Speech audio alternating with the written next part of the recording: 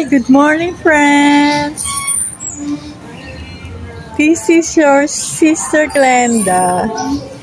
Dito tayo sa field ngayon kasi gusto ko kayong ngumiti in this morning of our greetings. At dito tayo sa paligid, ha. Ito nyo naman ang aking dress at ang aking background. Talagang cute siya. Pangingitiin ko kayo ngayon kasi today is Thursday, December 4.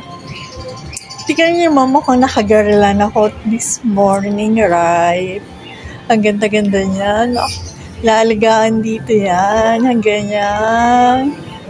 Flowers. Nasa labas na tayo ng gate, ha. Nandito na tayo sa surroundings. See, pupunta tayo sa bakery ngayon para meron tayong morning breakfast. Kaya, kumusta na kayo ngayon this morning? Tanghali na ako nag-vlog, ha? Hindi ako nagmamadali, ha? Friends. Inisip ko kasi, ganitong oras, fresh pa tayo at wala pang ganun sa bakery ngayon. See you there. Mapakita ko sa inyo mga breadies this morning. Dito muna tayo. Hi!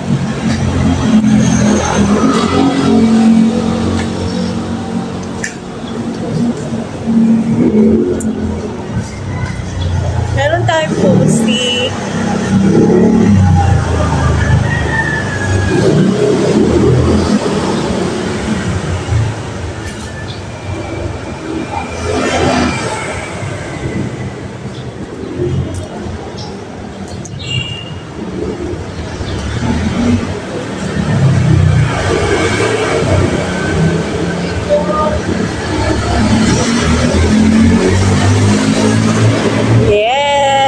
Dance, dance, dance ng ating Karinyosa this morning. Let's go na. Punta na tayo sa ating bread. Tawid na ako. Ito na ako, papatawid na ako. Ito yung kalyo. Ito tayo sa pedestrian. Lagi tatawid, ha? Kasi may pedestrian limit lang. Kasi kapag may pedestrian, naglalaylo naman sila para tumawid ang tao.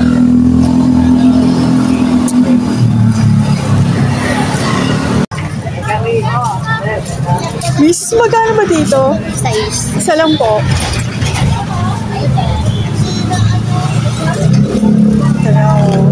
Papakita ko sa inyo yung video na.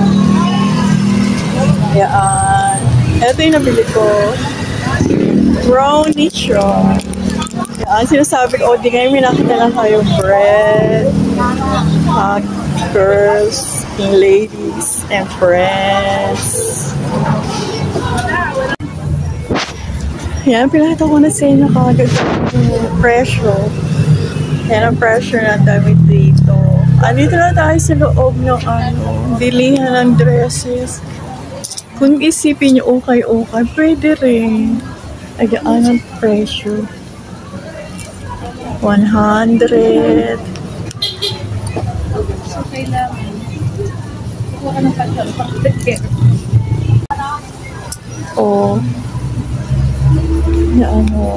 Okay dresses dito.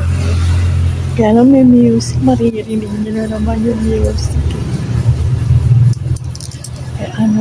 Hindi na tayo pupunta dun sa ibang palibot kasi nga may music dito. Pero papakita ko sa inyo kung gaano kalayo. Ayan yung may-ari ng boutique dito. Yan. Kala niya namimili lang Hindi siya may-ari nito. Ayan, tumingin sa atin. Ayan ang first. Yung mga namimili meron. Dito, friends, nagkukulang ako minsan kung paano ko ito napapagana, friends. Dito na tayo magtatapos sa putik. Dito na lang. Kasi marami nga talagang kaganapan ngayon dahil may Immaculate Conception Day sa December 8. May parada yun. Kapag sumama kami, papakita ko. Hi friends! Ito yung lalagyan na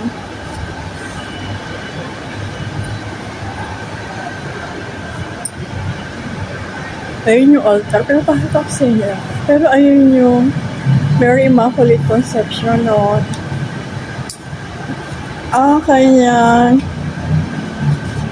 yung kinalalagyan dito yun. Diyan siya kapag normal days.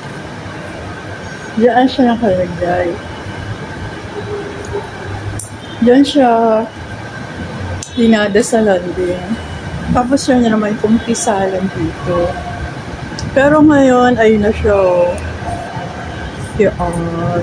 Ito na yung Mary Immaculate Conception dito sa ating simbahan. Ganyan na siya kaganda. Kaganda. Alam niyo ba kagabi? Yan. Alam niyo ba kagabi? Kami ang mass offerer sa Mary Immaculate Conception. Namisa kagabi. Yeah, ganyan siya kaganda. Nakikita niyo po, prosesyon pa yan sa December 8. Yan yung lumalakad na si Brother Mandy. Siya yung nakasiwa dito sa simbahan. Kilala niya na ako kasi kapag liturgical year calendar, humihingi ako sa kanya, binibigay na rin. Yan na ang Mary Immaculate Conception na ipoprosesyon namin sa December 8. Yung Manila Cathedral, meron din Immaculate Conception, Virgin Mary doon eh. Kaya kasabay kami doon, mag-procession din. Papakita ko sa inyo yung altar. Yan ang altar dito. Yan. Yan ang buong simbahan. Ito na si Sister Glenda ninyo. Hi friends! Andito tayo in front of our Mary Immaculate Conception. Dito sa St. Joseph de Cagalangin. District 2, Tondo, Manila. Ganyan siya. Pink yan. Kasi tapos itong mga flowers na yan, color pink din yan. Katulad ng dress ko, pink din siya, floral pink. Pareho kami ng ating Mary Immaculate Conception. Alam niyo ba, bininyagan ako sa Mary Immaculate Conception sa Tayuman. Doon ako nagkaroon ng baptismal blessings. Yan. Ganyan siya ka-bongga today. So, welcome all to all of my sisters here in St. Joseph de Cagalangin Church. See you around, friends.